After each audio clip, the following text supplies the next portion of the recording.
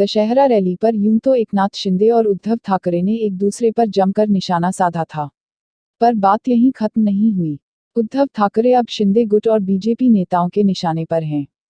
इसकी वजह यह है कि उन्होंने अपने भाषण के दौरान मुख्यमंत्री एकनाथ शिंदे के दुधमुहे पोते को भी नहीं बख्शा।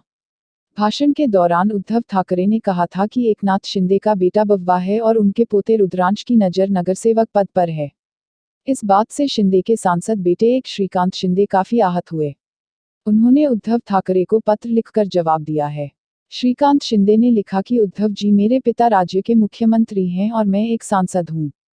हम सब मांस, खून और भावनाओं के साथ एक इंसान भी हैं। क्या आपको पता है कि कल मंच से आपके एक बयान से हमारे परिवार को कितनी तकलीफ हुई है? कल जो कुछ भी आपने कहा उसे सुनकर बच्चे की माँ और दादी को काफी ठेस पहुंची है। इतना ही नहीं, उनकी आंखों में आंसू भी भर आए थे। हम सब यही सोच रहे थे कि एक राजनेता एक इतने छोटे बच्चे के बारे में ऐसी बात कैसे कह सकता है। फिलहाल मेरे पास इसका जवाब नहीं है। क्या कोई भी सभ्य और संवेदनशील व्यक्ति ऐसा कह सकता है? जिस परिवार के लिए हमने अपने प्राणों की आहुति दी, यह हमारे लिए कितना परेशान करने वाला होगा कि अगर उसी परिवार का कोई मुख्य सदस्य हमारे छोटे छोटे बच्चों के विषय में इस तरह की बात कहे। श्रीकांत शिंदे ने आगे लिखा, उद्धव जी, आप भी भविष्य में दादा बनेंगे। तब आपका और आपके परिवार का क्या होगा जब आपके पोते के बारे में कोई इस तरह की बात कहे जैसा आपने दशहरा रैली के दिन कहा था। श्रीकांत शिंदे यहीं नहीं रुके, उन्होंने कहा कि बालासाहेब ठाकरे ने अपने विरोधियों के बारे में भी कभी इस स्तर पर जाकर कोई बात नहीं कही। उद्धव के इस बयान के बाद बीजेपी नेता चित्रवाग में भी उन पर निशाना साधा।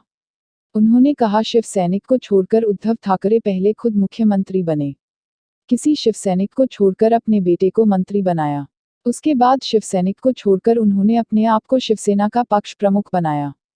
इतना ही नहीं, पार्टी के मुखपत्र सामना अखबार के संपादक के रूप में भी किसी शिव सैनिक को मौका नहीं दिया, बल्कि अपनी पत्नी को ही अखबार का संपादक बना दिया।